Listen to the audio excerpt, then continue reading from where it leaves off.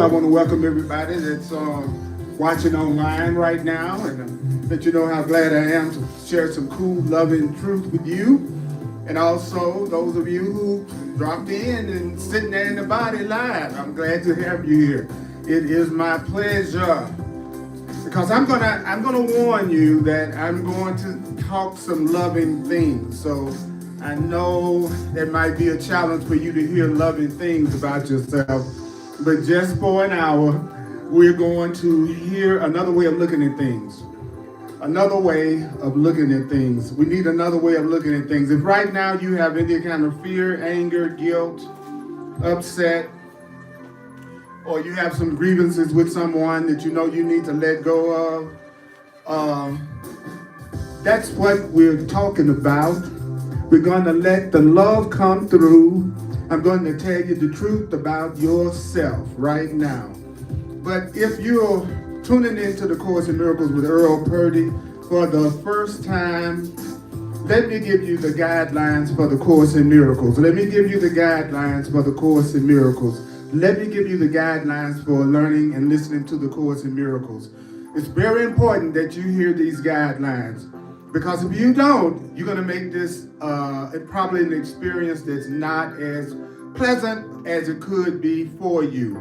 So the Course in Miracles says all you have to do is remember this. Remember only this. Remember only this. Remember only this. You don't have to believe the ideas that I'm going to share with you. You don't have to believe the ideas that I'm going to share with you. You need not believe the ideas. You need not believe the ideas. You need not believe the ideas. You need not believe the ideas. So don't think you in something that anybody's trying to convert you to anything. I'm not trying to convert you to anything. You need not believe the ideas. You need not accept the ideas. You need not accept the ideas. You need not accept the ideas. You need not even welcome the ideas. You don't have to even welcome the ideas. You don't have to even welcome the ideas. You do not have to welcome the ideas. Some of the ideas you may actively resist. You might resist some of the things you hear me say. Some of the things I say you may not agree with. You may not agree with some of the things that I say. All right? You don't have to believe it. You don't have to accept it. You don't have to welcome it. Some of the ideas you may actively resist, and guess what? Some of the ideas you may find hard to believe. I might say some things to you that you say, that's hard to believe, that's hard to believe, I don't believe that, that's hard to believe, that's hard to believe, I don't agree with that, that's hard to believe, that's hard to believe, that's hard to believe. Some of the things I say from A Course in Miracles might startle you. You may be startled by some of the ideas that I say from A Course in Miracles. Some of the ideas you may actively resist. Some of the ideas you may actively resist. Some of the ideas you may actively resist. Some of the ideas you may have some resistance to some of the things that I say. You might have some resistance to some of the things that I say. You're not being asked to judge and analyze the ideas at all. You're not being asked to judge and analyze the ideas at all. As a matter of fact, if you want to know if what I'm saying is true, there's a very easy way to find out if what I'm saying is true. It's a very easy way to find out if what I'm saying is true. Using it. What? Yeah, use it. Use the ideas. Use the ideas. The ideas will show you that they're true if you use the ideas. And my favorite line is saying, the use of the ideas will give the ideas meaning to you and will show you that the ideas are true. The use of the ideas will give the ideas meaning to you and will show you that they're true. And the Course also says, no matter what your reaction is to the ideas, use them. If you don't like it, use it. If you have a reaction of I don't believe, resisting, if you have a reaction of depression, if you have a reaction of joy, it doesn't matter what your reaction is. Just use it. If you use it, you'll see that the ideas are true. Now we're going to be on lesson 189 in the workbook of the Course in Miracles. We're working out of the blue book. I'm Earl Purdy. We're on page 359 in the workbook. The Course in Miracles is 3 books in one. There's a text, there's a workbook with one exercise for 365 days each day, and then there's a manual for teachers. I am focusing primarily on the workbook because I want to focus in on the practical application of the ideas, actually applying the ideas. So what is the lesson today? It is, I feel, I'm the divine repetition teacher. I repeat myself a lot. I repeat myself a lot. The Course in Miracles says it's more important to remember what it's saying than it is to understand what it's saying and then using the ideas. Now, I personally just like to add a little funk to it, but that's just me. Let me say it again. Let me say it to you. Let me say it to you. We're going to say this lesson in a way that will give it a little rhythm to you. I feel the love of God within me now. I feel the love of God within me now. I feel the love of God within me now. I feel the love of God within me now. And if you want to say it to yourself silently or out loud, it's okay with me. It's okay with me. I feel the love of God within me now. Then I take a breath. I feel the love of God within me now. I feel the love of God within me now. You feel the love of God within you now. Feel it. Feel it. Take a breath. Take a breath. I feel the love of the Creator within me now. I feel the love of the Creator within me now. I feel the love of the Creator within me now.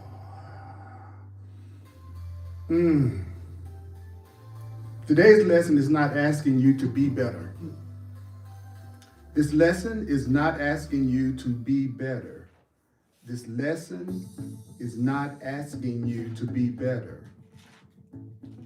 It's not asking you to fix yourself. This lesson is not asking you to try harder. This lesson is saying something much simpler. This lesson is saying, listen to me now. This lesson is saying, love is already inside you. Freedom is already inside you. Joy is already inside you. God is already inside you. Spirit is already inside you. You just forgot to notice it. You forgot to notice that love is already inside you. And we're learning to notice that love and peace and connection and spirit and peace is already inside us. So let's look at the first paragraph. In lesson 189, page 359 in the text. There is a light in you. There's a light in you that the world cannot perceive. And with the world's eyes, you will not see this light. You will not see this love inside of you with the world's eyes because you are blinded by the world. You are blinded by the world. You are blinded by the world. Yet you have the eyes. You have eyes to see this light. You have the eyes to see this love.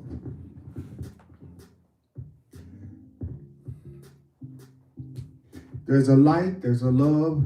I'm going to give you the different definitions and substitutions for these words. There's a light, there's a love for you. It's that light is there for you to look upon. That light was not placed in you to be kept hidden. The love in the spirit in you was not placed in you to be kept hidden from your sight. This light, this love, this light, this love is a reflection of the thought we practice now. It's a reflection of the thought we practice now.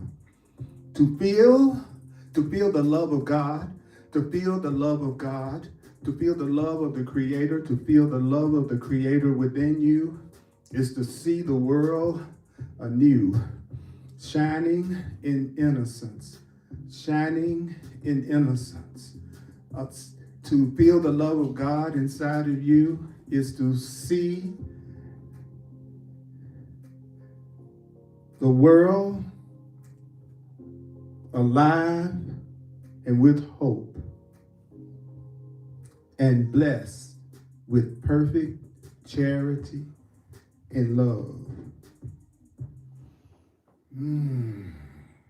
So this lesson starts by saying there's a light inside of you. There's a light inside of you. There's a love inside of you. There's a truth inside of you. There's a spirit inside of you. But guess what? Sometimes your mama can't see it. Sometimes your sisters and brothers can't see that love and that light inside of you. Do you know why? We're going to talk about that. Absolutely. The world might judge you. The world may scare you. The world may tell you, guess what? You are not enough. Have you ever had someone tell you, you are not enough? Have you ever been in a relationship where you felt like you were not enough? Have you ever been in a situation that you felt that you were not enough? But of course, in Miracles says it point blank, the world may tell you, you are not enough. But guess what? The world may tell you you are not enough, but none of that is going to touch that light and that goodness inside of you. Nothing that the world might tell you that the light isn't inside of you. The world may judge you.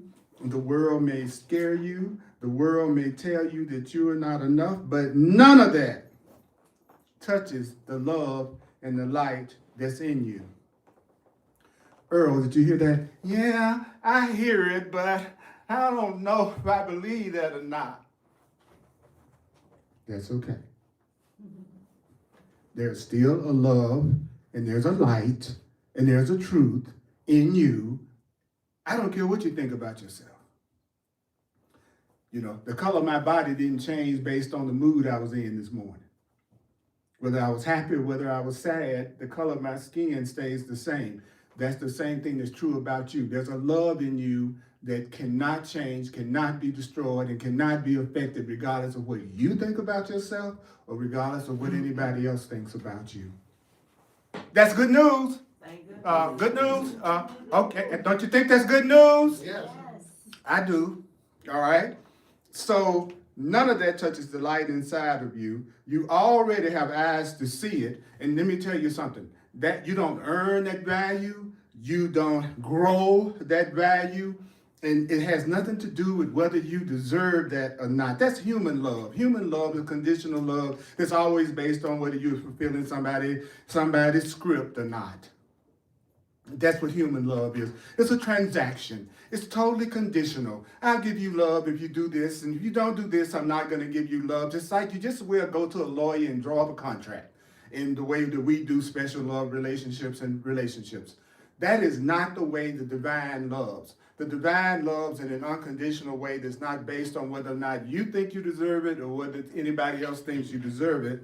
And so that's what that first paragraph says. It's saying that love and that light and that love in you is already there. And don't forget what I said earlier as far as the guidelines for my class and listening to A Course in Miracles. You need not believe it, you need not accept it, you need not welcome it. Some of it you might resist, some of it you might find hard to believe. You may have already heard some things already that sound a little startling. I'm not asking you to judge and analyze it. If you use this idea, you'll see that it works. Let me give you an example. Let's say I'm feeling slightly depressed about something. And I decide to tell myself, I feel the love of God. I feel the love of my Creator inside me right now. I might be a little worried about some things that's going on. My doctor told me, that I have to work really hard on this constipation. And and I got a little depressed about that, right? And the Course is saying, so if I told myself, but you know what? I feel the love of God inside me now. See, would that make you feel more depressed or would it make you feel lighter? Okay, so I used the idea, then I got the result. See, never forget that the goal of A Course in Miracles has nothing to do with what you manifest in the outer world. The goal of A Course in Miracles is to remove the blocks that keep you from having peace all day, no matter what's happening in your world. See the difference? It's crazy to think you're going to rearrange everything in the outer to be the way you want it to be so you can feel good. It makes a lot more sense to have be so rooted in yourself and recognize the truth about yourself and the love within you and your value that no matter what's being said or done out there, you don't lose that. So a being that's conscious is working on internal love.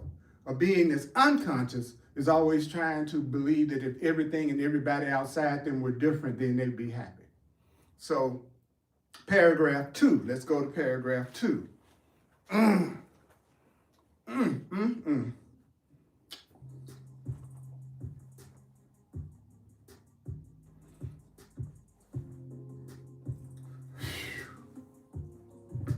Guess what? Who could feel fear in such a world that you are being blessed with charity and love? The world that you are being blessed in, it's a world that welcomes you. It's a world that rejoices that you came. A world that you are feeling the love of God within you in. It's a world that sings your praises as this world keeps you safe from every form of danger. Every form of danger keeps you safe from every form of danger and every form of pain. A world that blesses you, that's a reflection of you feeling the love of your Creator within you. That world sings your praises. It keeps you safe from every form of danger and of pain. That world that's a reflection of you recognizing that you have the love of God inside you. That world is going to offer you a warm and gentle home in which to stay in a while. The world that's going to reflect you feeling the love of your Creator. The world that's going to reflect back to you, you feeling the love of your Creator within yourself, is a world that's going to bless you throughout the day. It's a world that's going to watch over you at night. It's going to be the silent guardian of your healing sleep. This world is going to see salvation, which is healing and love in you, and it's going to protect that light, that love in you, in which it sees its own. The world that is going to be a reflection of the love that you have for yourself, that world is going to offer you its flowers. That world is going to offer you its snow, and Lord knows we need some snow in Colorado, in thankfulness for your benevolence.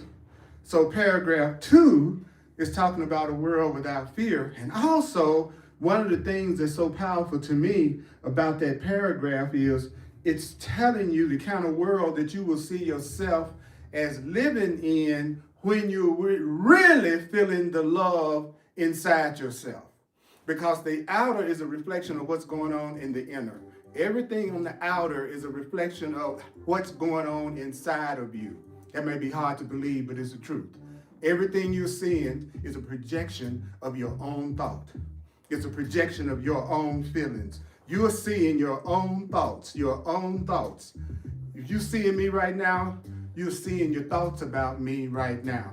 You are seeing me through the lens of your judgments and your interpretation. So you're not really seeing me right now. You're just seeing what you think about me right now. You're just seeing your interpretations of me right now. You're just seeing the meaning that you're giving me right now.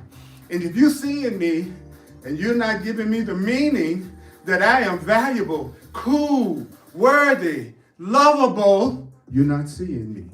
You're seeing what you think about me. And that doesn't have anything to do with me. So I don't have to let myself be bothered by what you think about me. All that really matters is what I think about me. Follow me? I was listening to the Holy Spirit.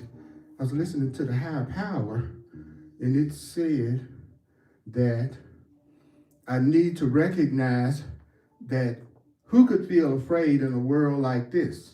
If you're in a world that only blesses you, takes care of you, looks out for you, the Course in Miracles says, who could feel afraid in a world like this? When love is felt inside you, the world feels safer. So if I'm in touch with the love inside of me, it'll look like my world is a very safe world. If I'm only in touch with the fear and guilt and insecurities inside of me, then it just looks like my world is an unsafe place that I've got to be on the lookout for everything. Based on that, which part of you are you in touch with? What world are you seeing right now? Are you seeing the world as something that you need to be terrified in? Then you are not in touch with the love of God inside yourself. You're in touch with fear. So that second paragraph is saying you feel welcomed when you're in touch with the love in you. You feel protected when you feel in touch with your relationship with your Creator. And guess what? Even resting feels easier when you're in touch with the love inside of you. So fear doesn't need to be chased away. You don't have to try to chase fear away. It will, when you're surrounded by love and you're surrounded by blessings and you're surrounded by safety, being afraid, it simply doesn't make sense to you anymore.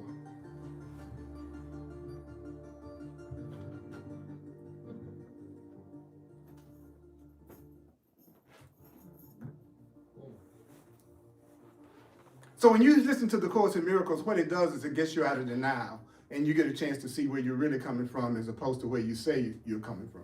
Like if I say I'm this really loving, peaceful person, but all I see is a world that I'm afraid in, that I think everybody might be out to get me, that's really what I'm in touch with, is what I'm actually seeing, no matter what I'm telling myself. So when you study the Course, it gets you in touch with where you're really coming from in place of where you think you're coming from. And so that's why people have a variety of reactions when they hear it. Some people, when they hear it, you hear something. Well, first of all, I would like to tell you the Course in Miracles has something in it that's guaranteed to offend everyone. Okay. So I'm just going to let you know that right from the top, okay? Okay, how open-minded you think you are, you're going to come across your sentence that you say, oh, hell no. I'm out of here. That crazy black man, that never comes back. You know? And some of the things I say, you're going to go, oh, man, I needed to hear that. I really need, and today I need to hear this. I needed to hear, I feel the love of God, the love of my Creator within me now. And so you feel welcome, you feel protected, even your rest seems easier, and being afraid just doesn't make sense anymore when you're feeling the love inside yourself. Now, I always do a 20-minute discussion period after my class so that if you have questions or you have things that you want to get clarity on, then, or just comments you need to make, it gives you the opportunity to do this. What I do during the actual body of the class is present the thought, okay? So let's look at paragraph 3. Okay, let's look at paragraph 3. This is the world the love of God reveals. What does the world the love of God reveals? It blesses you, and you feel blessed. Then it says, in the next sentence, check this out. It says, the world, the love. Now, when I said the love of God, let me get that straight. Because sometimes people think that when they hear a statement like, when they feel the love of God, they're thinking about their love of their Creator. You know, I feel my love of God within me now. That's not what that means. It means you are feeling God's love for you within you now. I feel the love of God within me now means I'm feeling the love of that which created me inside me now. See the difference? Because we think that I just got to go, I'm going to praise the Lord, and I'm going to praise God, and I'm going to tell God how much God means to me every minute and how important you are. See, that's the way we want the people in our life to be about us. See, we want them to be telling us, oh, you're the most important thing in the world. You mean everything to me. Without you, my life isn't even worth living, da, da, da, da, da, da, da. So we're thinking in terms of, I want to feel your love of me. Just like I think God wants to feel my love. God is not insecure. That which created us doesn't need our constant praise in order to feel validated. We do, so we project it on God, and we make God in our image. That's what we do. God gets jealous, and God gets upset, and God is a person. You know, we make the Creator in our image. And the Course is saying, no, the Creator is not a body. The Creator is all that is. Everything, all of it. The one, not just a body. That's us. That's what we think we are. So it's saying to us, this is the world the love of God reveals. And the world the love of God reveals is so different from the world you see, but how are we seeing it? He says, well, you're seeing the world through what? Darkened eyes of malice. That's my boss's name. And I'm seeing my boss through fear, right? That one belies the other. Only one can be perceived. You're either going to see fear or you're going to see love. You're either going to be seeing peace or you're going to be seeing conflict. The other one is meaningless. To a person that believes the world is frightening and we're separate from each other, when I say stuff like we are one and we are lovable and we deserve to be loved and we are not victims of our experience, that person is going, man, you're out of your mind.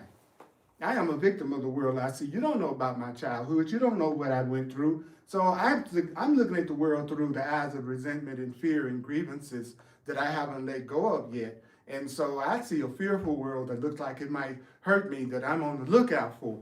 Or a person who has worked on themselves, started to heal their mind, get rid of their blocks, and they're seeing a world that it looks like, man, every day somebody does or says something nice to me. Wow, I was at a gathering last night listening to some music, and it was some of the best music I've ever heard in my life. And everybody in there was so friendly, it was unbelievable. And we were all dancing and moving together and smiling at each other and giving the person that was performing a standing ovation. People were hugging each other like, oh my God, come up here, give me some of that, right? That happened to me last night. See, that was reflecting what was going on within myself. I came in the room wanting to be a loving being, extending love, and so therefore I saw myself as safe, and I saw it as if I could connect and relate to those people.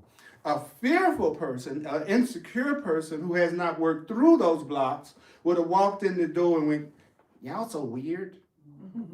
See, fearful people are frightened when they see love in front of their face. Even though they say that's what they want more than anything, it's the one thing they don't know how to respond to. And so in a sense, fearful people are asking for the very thing that frightens them the most. It's joining connection and love. So, and that's what he's saying right here. Only one can be perceived at all. The other one is totally meaningless. A world in which forgiveness shines on everything and peace offers its gentle light to everyone. That world is what? Inconceivable to those who see a world of hatred rising from attack, poised to revenge, to murder and destroy. So people who think that they're in a world that they see hatred all around them that's coming from attack, and people who think that they're seeing a world that's full of murder and a world that it looks like people are destroyed, then when you talk about the loving world, that's inconceivable to them. They think you're just talking about something that couldn't possibly be true. And guess what? If you believe it, you'll perceive it. So if you think there's nothing in the world but danger and challenges and lack and sickness and fear, and you're convinced that that is true, that is what you will perceive, and that is what you will experience, because your thoughts are created, and you're creating your reality through your thoughts, your feelings, your beliefs, and your conditioning. That's what you're living every day. It's you. Whew. But if I want to think that's not a part of me, I'm going to say, Earl is a really great guy, but y'all a problem. See, because when you don't want to own your hidden thoughts, you project them onto everybody else, and then you say everybody else is the problem. So you can feel like you're not the problem. So if you're in a relationship and all you're saying is what the other person is doing, you're out of touch with your own unconscious, subconscious beliefs about yourself that you haven't dealt with yet, and that person is reflecting it back to you, but you are saying it's coming from them and you have nothing to do with it. Hello. Now does it make sense what I said at the beginning about you need not believe these ideas, you need not accept these ideas, some of it you're just not going to like? Okay. So, let's go to the next paragraph. That was paragraph what, 3? Okay, then I didn't finish all of it. My Kindle doesn't number the paragraphs, but my Kindle does allow me to be able to see what I'm reading. Okay. So what does paragraph 3 do? Paragraph 3 is telling us that there are two worlds. And one world is made of fear and attack, and the other world is made of kindness and peace. What's happening in the world today is we're splitting into two camps, and we're splitting into two different timelines. We got one group of people in the world that's full of fear, anger, division, and separation. We see it everywhere that's going on, especially in our country right now. And then there's another group of people that wants joining, harmony, peace, and love. So we're dividing ourselves into what the Course calls two worlds. But here's the challenge. The challenge is you can't see both of them at the same time. You can't see both worlds at the same time. You can't see the loving world and the fearful world at the same time. You're either seeing a loving world or you're seeing a fearful world, but you're never seeing both of them at the same time. You call it, I had a good day, I had a bad day. But what that really means is, one day I focused on fear and separation, and one day I focused more on unity and truth. See, what you call a changing mood is not anything but your constantly changing interpretations of what's happening. I'll say that again. A mood is nothing but I'm interpreting that you like me right now, and then for some reason I'm telling myself that you don't, or something about you is unacceptable. You will see it as I changed my mood, but what I really did was change my interpretation, and I changed my meaning. And now I'm reacting according to that meaning. Let me know if I'm losing you. Does that make sense? You know, if you think I don't like you, then you're going to reflect that back to me. But that's your interpretation. But then if you go, well, you know what? I think he does like me. Then all of a sudden you're going to have a different mood about me. I didn't even know about all of this. Right? I didn't even know you were doing that. So the only thing that happened was you changed the meaning that you gave me. And that's what changed your feelings. So what does that teach me? It teaches me that if I want to change my feelings, all I have to do is change the meanings that I'm giving you or the situation. That if I really want to feel good today, it's not going to come from me trying to get you to be different. It's going to come from me giving myself a different interpretation of you. Then I feel good in your presence. Because I've decided that, you know what? I've decided I'm going to feel good. And since I made the decision I'm going to feel good, it doesn't have anything to do with whether or not you fix me coffee in the morning like I thought I needed. Because I've already decided I'm not going to attack myself about a blasted cup of coffee. Because when I get angry at you not fixing the coffee, I'm the one that's feeling that anger. It's like shooting yourself in the side and thinking that somebody else is going to die. That's all that anger and upset is. It's constantly hurting you, thinking that it's having an effect on somebody else that's not even feeling it. And if they don't really like you, they're glad to see you be mad at them because you're taking yourself out. They won't have to deal with you much longer. This is what I'm saying. If you pull a resentment for somebody and anger towards somebody, that person is not feeling it. That person is not feeling it. That person is literally not feeling it. But you are, is raising your blood pressure, is giving you disease, it's giving you all kinds of physical dysfunctions, and you're proud to hold on to the grievance. That's what's so crazy. It's like, I'll never forgive you. I'll hold this for the next 50. What the doctor told me the other day that I really am pre-diabetic. And we don't realize, you're attacking yourself all day with your anger and upset at everybody around you, and they're not even feeling it. As a matter of fact, I think I saw your ex on YouTube in Hawaii.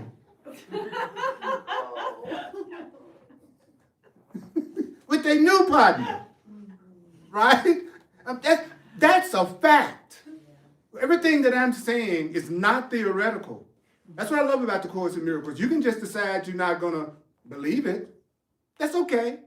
You know, whether I believe in gravity or not, I'm not going to jump off this church and fall up. So my belief doesn't have anything to do necessarily with the truth about anything.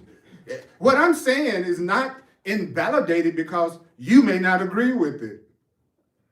That doesn't make any difference if it's the truth, whether you agree with what I'm saying or not.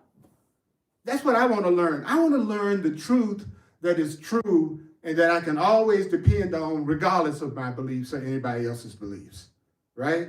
And then the next thing I want to do is not make anything about that be dependent on anybody else's validation if it's what I know is the truth for myself. So I'm not looking for you to agree with me. It doesn't matter if you agree with me.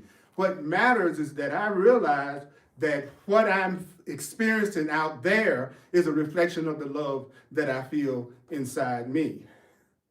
Okay, so then it's like you can't see both of the worlds at the same time. It's like wearing different glasses. Whichever glasses you put on, that's the world you see. If I give you glasses with the red tint, everything you look at is going to have a red tint. If I give you glasses with a green tint, then everything you look at is going to have a green tint. So are you looking at the world through the fear tint? Or are you looking at the world through the love tint? And if you're looking at the world through the fear tint, then what is your goal? Your goal is to let go of the fear. Learn how to let go of the anger, the guilt, and the grievances. How do I do that? I have to be taught how to do that. It's not something that I naturally do, because if I naturally did it, it would already be done. So I know I need to learn how to forgive. I need to learn how to let things go. I need to learn how to see things differently. It's like the way I see people get into special relationships. They just get in the relationship and hope it turns out the way they wanted to. You just go, okay, maybe this one is going to work. No, you need to sit your butt down with the person, whether it's a business partnership or a romantic partnership or whatever it is. You all need to sit down and ask each other, what do we want to come out of this? What are we doing this for? What's going to be the goal that we're trying to achieve together? If you don't do that, then anything can happen in your relationship at any time, because you have not set a goal that you should be trying to bring the relationship in line with. Okay, so the Course is saying, whatever glasses you put on, that's the world you see. Okay, now I'm going to paragraph 4. It's amazing how fast the time passes by when you're torturing people.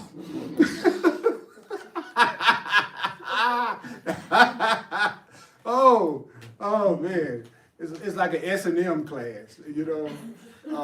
It's spirit and miracles. I'm practicing ACIM on y'all. That's what I'm doing. Spirit and miracles. You torturer. You telling me I deserve love whether I need it or not.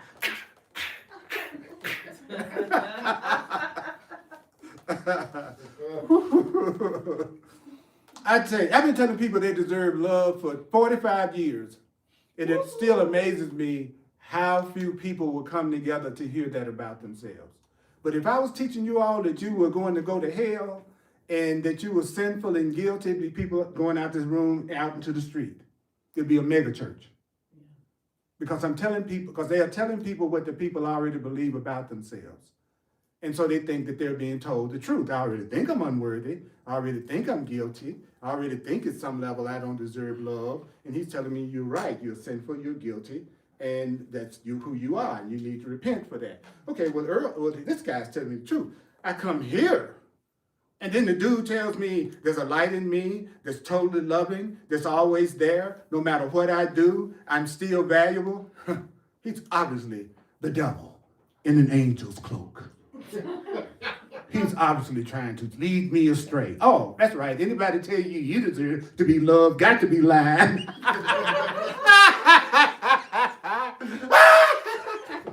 We so crazy. We so freaking crazy. The forgiveness ought to be easy because we so crazy. The person that loves me and tells me loving things, that's the one I'm most suspicious of. The person that tells me I don't deserve to be loved, that's the person that I hang with the longest. Because they're witnessing back to me what I believe about myself. And the person that's giving me love, I'm suspicious of them because I wouldn't want to join a club that would have me as a member. The fact that you're attracted to me, it makes you suspicious. Because of my low self-esteem, why would you want me?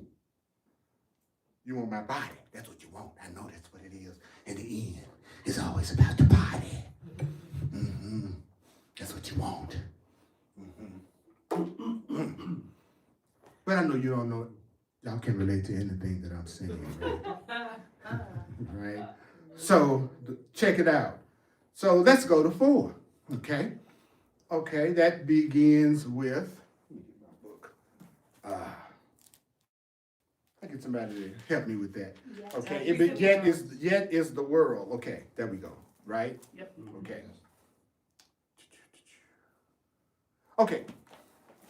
Yet is the world of hatred equally unseen and inconceivable to those who feel God's love inside of them. So what does that mean? Well, it means that when you feel in love inside of you, you don't see a world of hatred, and you don't see a world of fear, and it's inconceivable to you because your world reflects the quietness and peace that's shining in you.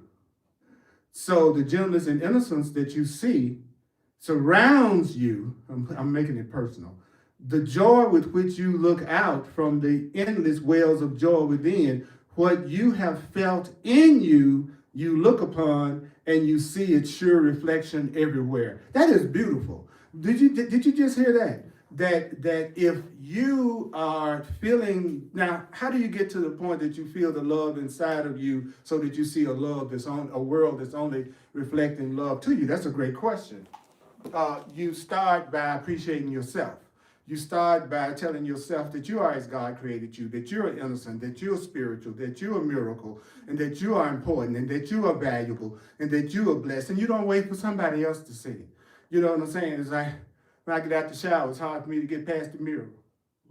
It's like, hey, boy.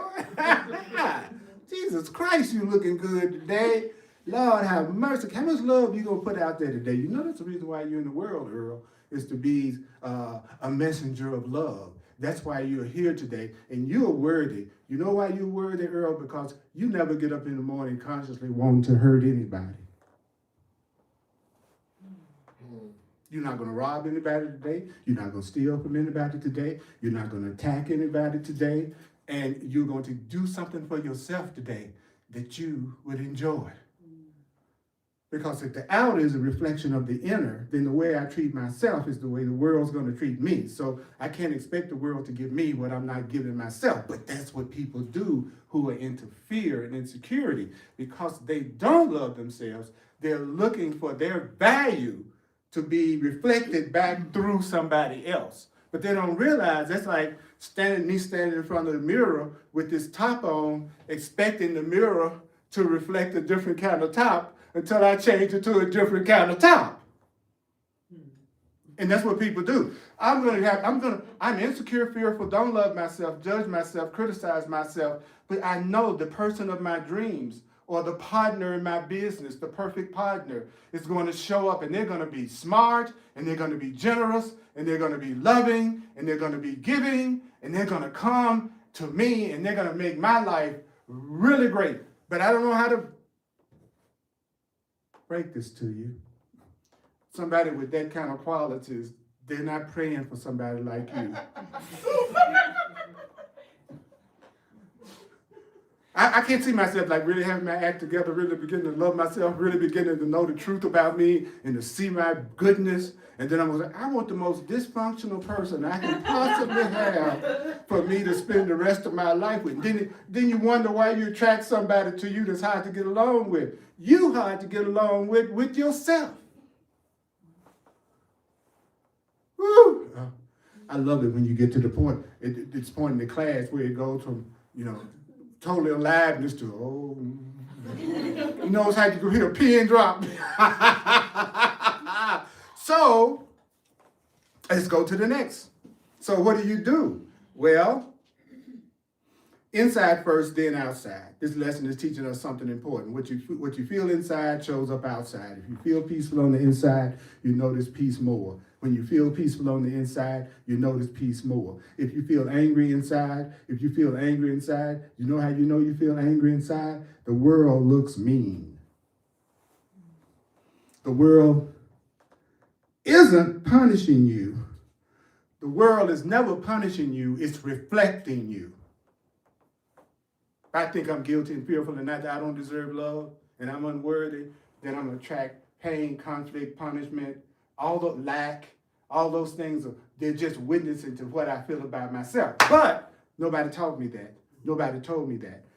What I learned was that my happiness was dependent on what everybody else did. And what I learned was when I can get somebody to do the way I want them to do, then that's when I'm going to feel happy. I don't know about you all, but that's what I learned. And that's what I used to do in my relationships all the time. I would constantly say to my partners, to my friends, if you were different, I'd be happy. If you spoke differently, if you act differently, if you didn't put your feet up on the table while I was eating, I would really be happy. So anybody relate? Yeah. Do you relate? Yeah. Okay. So the next paragraph is the simple rule. So what would you see? What would you see? The choice is given you. But learn. Do not let your mind forget this law. Don't let your mind forget this rule. Don't let your mind forget this law of what? Seeing. Okay? What is the law? You will look upon that which you feel within. You will look upon that which you feel within. So let's explain that more. When you're reading the Course in Miracles, it assumes you don't know what it's talking about, so you just keep reading and it'll explain what it just said. Okay? So what is the next sentence? The next sentence is, okay, you say you will look upon that which you feel within. Then it goes, if hatred finds a place within your heart, how can you tell if hatred has found a place within your heart? You will perceive a fearful world. So if I'm looking at the world and all I'm seeing is things for me to be upset and afraid about, the truth is, hatred has found a place within me. Hatred has found a place within my heart. Now I'm seeing a fearful world. Or hatred has found a place within my heart, and now I'm seeing a fearful person. A fearful person. Then what did it say next? Now, the Course in Miracles loves to use pictures, right? So it says, if hatred finds a place within your heart, you will perceive what kind of world? A fearful world. Now picture this. A fearful world, held cruelly in death's sharp, pointed, bony fingers. Oh, I just thought you were using those Olympic. Okay, anyway. I was wrong about that. Bony fingers. Okay, anyway. So, if you feel the love of God within you, what happens? You will look out on a world of mercy and of love. Now, when I do crazy stuff and I get afraid and my ego comes up after working on this for years, if I lose my temper and I go off, the way people react to me now is, what's wrong? Can I help you? It looks like something's really bothering you, right? Back in the old days, when I would get angry and project. They would get angry and project back. I didn't meet people that would go, oh, you lost your temper. You must be really afraid. How can we deal with this? And why? Because I've been practicing it. I've been practicing seeing people who are upset and angry as calling for love and calling for help. And I've been telling myself that for a long time. So now, when I have my call for love, I don't attract people who condemn me. I attract people to go, Earl, what's wrong, man? What can I do to help you out? So that's what the Course is saying. When you feel the love of God within you, then you look out on a world of mercy and love. Why is this such good news? It means that you're in control of the kind of world you live in. So think about what I'm saying. Everything that I'm saying gives you the power. Everything that I'm saying is not giving the power to any. I cannot make my happiness based on what Donald Trump does. I can't make my happiness based on what the mayor of Denver does.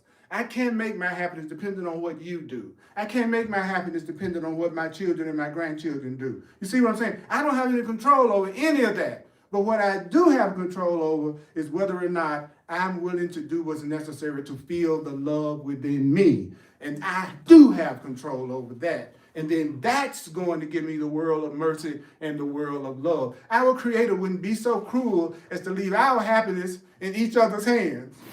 That'd be the cruelest God that ever lived.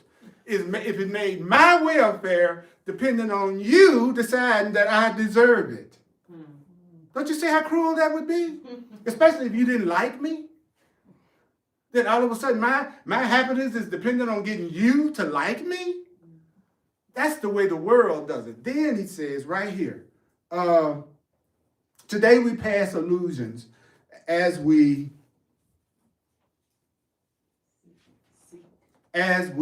seek to reach what is true in us and do what? We want to feel this all-embracing tenderness. We want to feel this love which knows us perfect as itself. We want to feel its sight, which is the gift of love, the gift that love bestows on us. We learn the way today. We learn the way today. We learn the way today. We learn the way today. The way is as sure as love itself, to which this way carries us. For its simplicity, notice the word simplicity, avoids the snares, the foolish convolutions of the world's apparent reasoning, but serve to hide. What paragraph number is that? 6. Okay. So what does that mean? It means you don't fight the illusion. I'm not asking you to fight anything. You don't fight the world. You don't fight the false ideas of the world. You don't fight any of the stuff that's going on in the world. You don't fight illusions. Illusions is something that looks real, but it isn't. You don't have to fight your illusions. You don't have to fight your fears. You don't have to fight your jealousy. You don't have to fight your lack. You don't have to fix it. You do what? You simply walk past it. I hear you talking crazy, and I don't even get involved. I hear you talking crazy, I breathe, and I don't even say anything to you about it. I see you going off, and I remember that I need to feel the love of God within myself and not attack you. I'm not going to fight your illusion. I'm not going to try to fix you. I'm not going to try to change you. I'm going to walk past it, because truth doesn't argue. Truth just waits quietly. I know at some point you're going to reach your limit and you're going to say, there must be a better way. Everybody does. There's a limit to pain. Now, some people have a pain tolerance that's beyond my wildest imagination. But everybody does reach their limit. And when you reach your limit, you're done. You know, when it was time for me to move out of my marriage, because we had learned as much as we could from each other at that time, as the Course would put it, I didn't try to hang on to the house, to the furniture.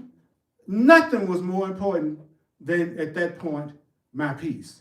So when you have really reached your limit and you're really not sucking and jiving about it, nothing in this world becomes more important than for you to have the peace and relief that you need. Because you can always reproduce stuff. You can always you can get another. That's not the last sofa. There are lots of cars, and as a matter of fact, if you have a prosperity consciousness, you're going to attract to you everything you need through the law of attraction and manifestation anyway. I see a conscious being knows they can recreate whatever looks like is going to be missing, and they make the love of God and their love and their peace their number one priority, because they know if the world is going to reflect what they feel inside, the most important thing I can do is make sure I give myself peace and love, because that's what I'm going to meet out there. And I'm not going to stay in anything that keeps me in a state of anger, guilt, and fear. So the Course says to us, you simply walk past it, you don't argue, and you just wait quietly. And then in paragraph 7, it says, simply do this. Be still. Here you go, instruction. Be still and lay aside all thoughts of what you are. Be still and lay aside your thoughts of what God is. See, we need to let go of our idea of even what we think our Creator is. Especially if we got an idea of our Creator, that our Creator is fearful and punishes and attacks us. We need to let go of that idea. That is not what our Creator love is like. So the Course says, I want you to be still. I want you to lay aside all the thoughts of what you are. I want you to lay aside the thoughts of what God is. I want you to lay aside all concepts that you learned about the world. I want you to lay aside all concepts you've learned about the world. I want you to lay aside all concepts you've learned about the world. I want you to lay aside all the images you hold about yourself. Let go of all the images you hold about yourself. Let go of all the images you hold about yourself. I want you to empty your mind of everything it thinks is either true or false. I want you to empty your mind of everything it thinks is either good or bad. I want you to empty your mind of every thought that your mind judges worthy. And most of all, I want you to empty your mind of all the ideas of which you are ashamed. Let go of the stuff you think you are ashamed. I know prom night, you gotta let it go. Have you ever acted a fool? Oh, Yeah. And you feel ashamed? Mm-hmm. Yeah. It's time to empty your mind. Just picture your mind as like a big pot. And it's time for you to empty your mind. Some of you already got empty minds. And that's a good thing. The Course says an empty mind is a mind that thinks about the past or the future all the time. Because when you're thinking about the past or the future, you're not thinking about anything that exists and that's real in this moment. So basically the Course says we have a blank mind all the time because we're never in the now. We're thinking about the past, which is gone, or the future, which is not yet, which doesn't exist, which means most people already have an empty mind, even though they're thinking all the time. Because they're not thinking about now. They're thinking about, like some of you might be right now thinking about what you're going to do after the class is over. You see what I mean? Which isn't happening now. So your mind is blank. So the Course is telling us that all we have to do right now is be still, put down your stories, put down your labels, put down even your spiritual ideas for a minute, just for a moment. And if your hands are full, then you can't receive anything new. If my fists are closed or my hands are full, then nobody can put anything in my hands that's new. So you got to empty. Empty means I need to be willing to look at things another way. I just need to be willing to entertain the thought that there might be another way to look at that. So God already knows, like that's what's so awesome, is that if your hands are full, you can't receive anything new. And I love how he said, every thought, let go of every idea that you're ashamed of. Then it says, hold on to nothing. Do not bring with you one thought the past has taught. Don't bring with you one belief you ever learned before about anything. Forget this world, forget this course. And we got that down pat. We doing so good, y'all. Forget this course. Like as soon as I walk out of the door, I'm gonna forget most of every damn thing you said, dude. I'm a good student. So you don't have to believe it? I don't. I'm a good course student, right? So then what does it say? Forget this world, forget this course, and come how? With holy, empty hands unto your Creator. Check it out. Then it says, you don't need the map. So right now, paragraph 8, which starts with, help me out. Is it not? Okay, all right, help me out. Okay, so now this is really important. You ready? Say, is it not my creator who knows the way to you? Isn't it the creator who knows the way to you? You don't, hear this, you need not know the way to God. You need not know the way. You need not know the way. That's good because I don't. You need not know the way to God. So what is your part? Your part is simply, are you ready? Your part is simply to allow all obstacles that you've interposed between you and your creator to be quietly removed forever. So what is my part?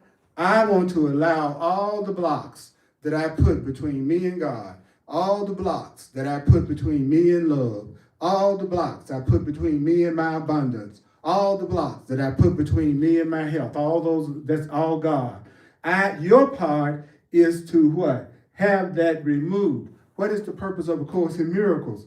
To help you and to teach you how to remove those blocks and how to let the blocks to your good be removed. So guess what? Guess what? Guess what? God will do God's part in joyful and immediate response. What? Immediate response. So what do you have to do then if you want a joyful and immediate response? Ask. Ask and receive. But, always know is a but, I know is a catch, but do not make demands. Don't you point the road to God by which God should appear to you. See, we try to tell the universe and we try to tell everything how it should appear to us. The Course says we make up our mind about what we want and how we think we should have it, and then we go to God. Right? We don't go to our creator first and say, what would be the best thing for me? Where should I go? What should I do? Who should I be around? The Course said we don't do that. We decide you're going to be the person, this is going to be the thing, and that's going to make me happy. And so I've done the whole thing by myself. And then I go, God, your job is to make it happen. So we treat God like God is a genie. Rub the belly, and then our creator is going to grant our wishes. See, we don't ask the intelligence that's higher than us and greater than us what we should do. We don't say, Spirit, you send me the partner, you send me the lover, you send me the job. You know what would really make me happy more than I really know what would make me happy. And that's obvious. That's not like hidden. You're miserable. It's not like hidden. If you're depressed and you're unhappy and you're scared, then you're the last one you need to go to. It's almost cruel to go to you. You don't want the crazy part of you telling you what to do, right? So then it says, so that was paragraph 8. So you don't need the map. This part is comforting. You don't need to know how to get to your creator. Your creator already knows. God already knows how to get to you. Your job is simple. What is your job? Ask, receive, and don't get in the way. Ask, receive, get out of the way. Get out of the way. Like my mama used to say when I was a kid. Boy, why don't you go over there and sit in that corner where I get through doing this? You see what I mean? It's like you need to get you. It's a reason why the book says you are a child of God. That's not an accident. We are like little insane God children. We really are. Whatever doesn't do what we want, we go, wah! And then we get mad and up, just like a little kid. And then this fork sure is shiny. I think I'll stick it in an electric socket. I think that'll be great. That's your last boyfriend, girlfriend, your job. That was your electric socket. It was the thing you thought was pretty and shiny, but you found out. Is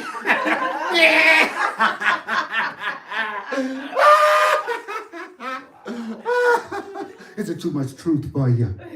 No. We'll take it. You take it. That's right. That's right. If things get really bad, Lachey, I'll ask you to sing a song. She's a great singer. All right. So guess what? It says, stop pointing the road to God by which God should appear to you. The way to reach your Creator is merely to let your Creator be. You could also say the way to reach another person is to let them be. If you really want to reach me, let me be, doggone it, and I'll be more open to you. Let me be.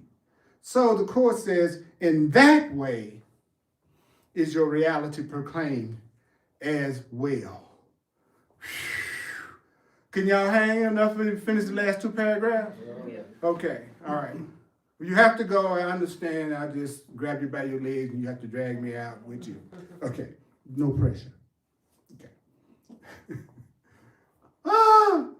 Oh my goodness.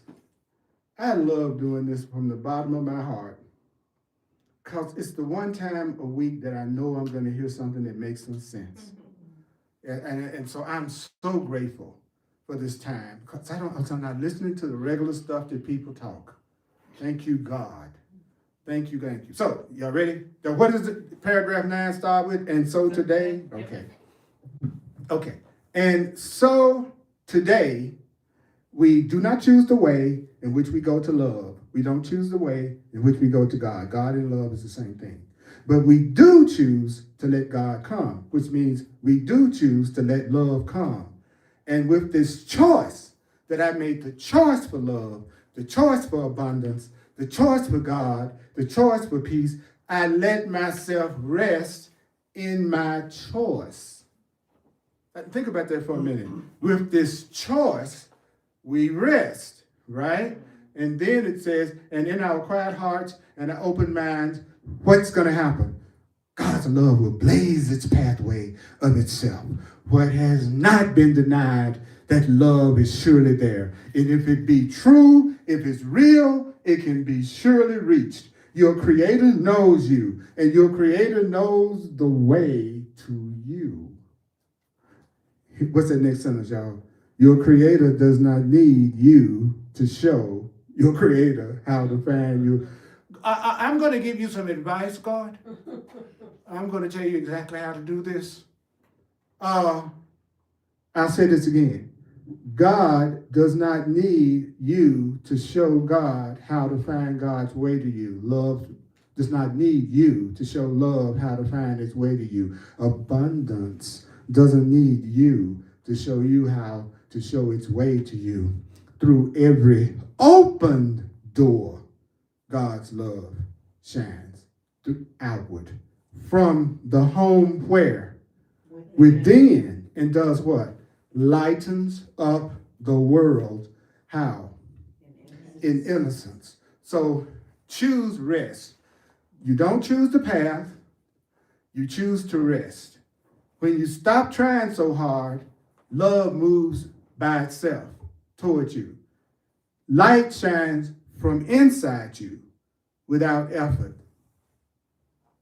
Listen to this and watch this class at least 4 times. It's on YouTube and it's also on Facebook. You won't get it one time. You have to hear it over and over again. That's why I call myself the divine repetition teacher. I'm your remembering coach. I'm your remembering coach. So let's close out on the prayer. Okay. You ready? Okay.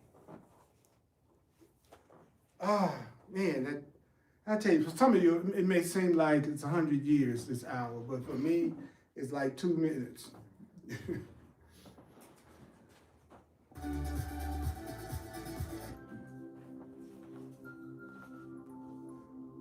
I think that sounds like good prayer music, don't you? Just kind of make you want to do a ballerina. My granddaughter's a ballerina.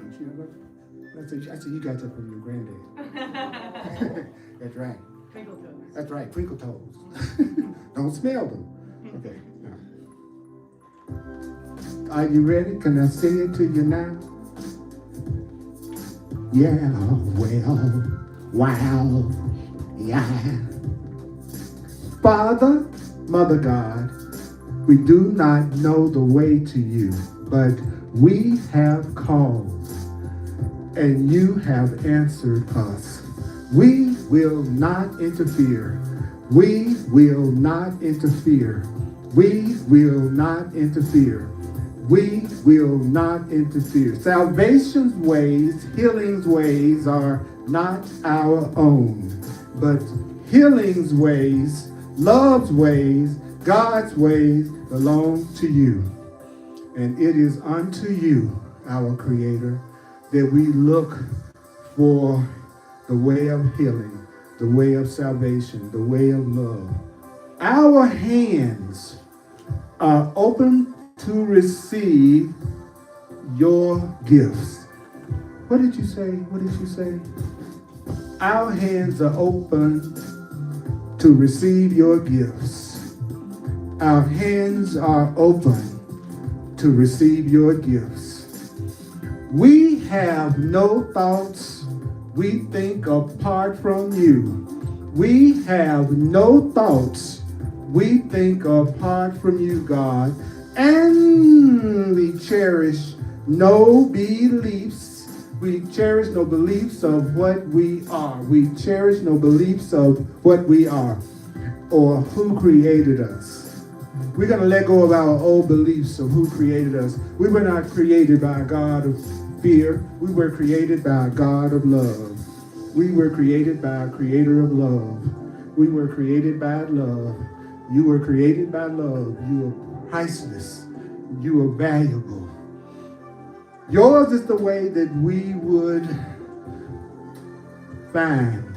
Yours is the way that we would find and follow.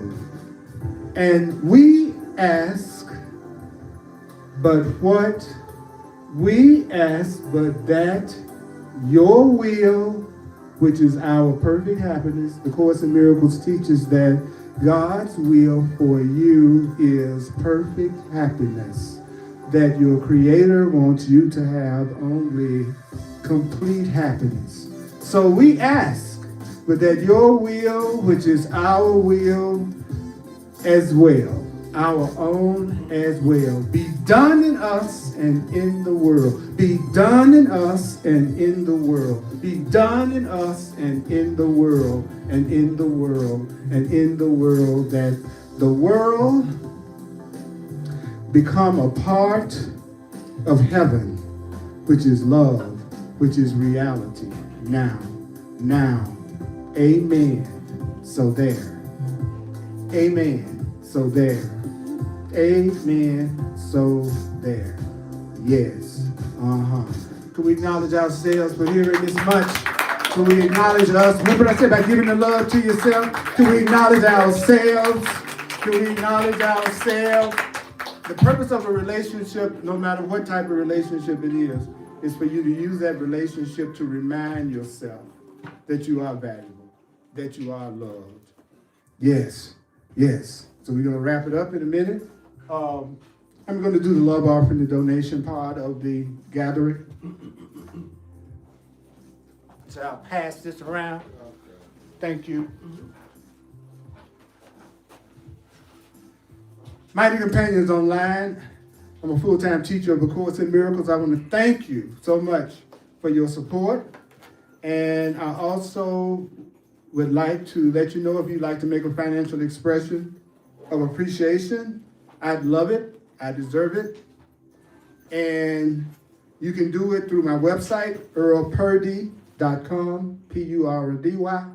You can also make a financial investment of appreciation through Venmo, the Cash App, PayPal, or Zelle. All you need is my email address, which is earlpurdy@earlpurdy.com. earlpurdy@earlpurdy.com. This is a brand new year. We're just into 2026. I'm also an astrologer and a numerologist.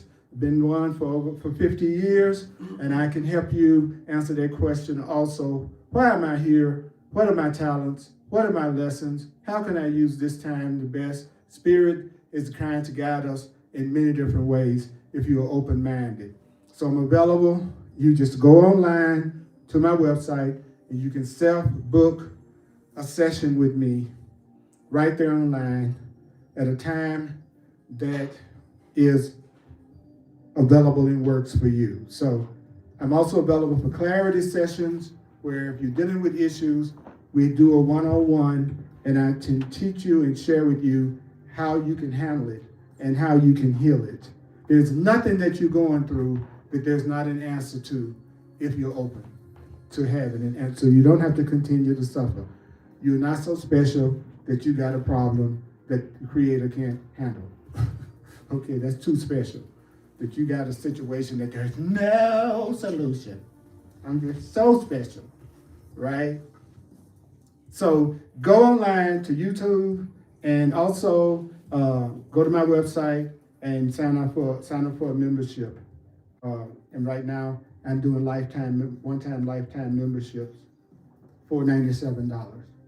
And after that we're going to be doing monthly. But I had a lot of stuff that I'm preparing for this year. This year is going to be the most powerful year that we have experienced in decades in 2026. I'm telling you right now, as an astrologer and someone who studies the truth, this year is going to be a year that people are going to be choosing whether they're going to be in the world of love or in the world of fear. And you want to be in the world of love. You want to be in the world that is going to have mercy and love and support in it. Okay, I think that's got everything. Oh yeah, watch this and listen to it at least 4 times. At least 4 times. So I'm going to end on this right quick. I'm so glad to see you. So glad you were here today.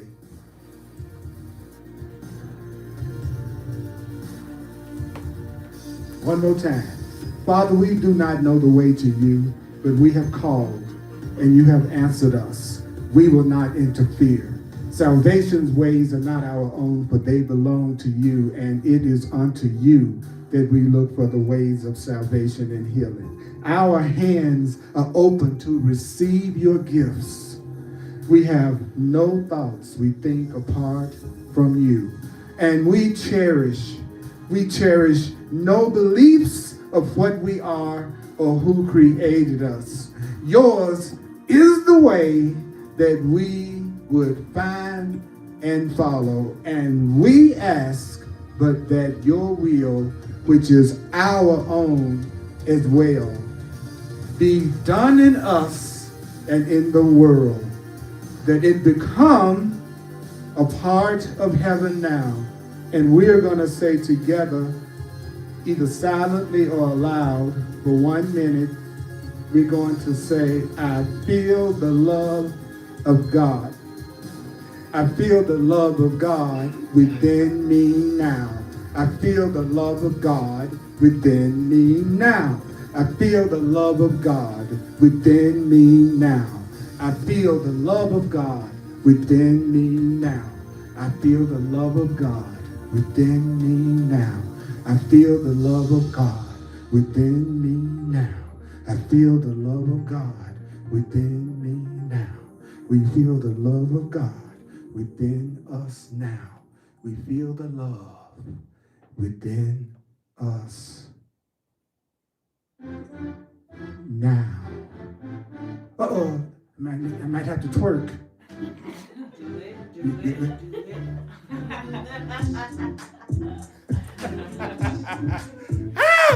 I'll get you to do it, Shannon. That's right. That's right. Hey, I appreciate you all so much.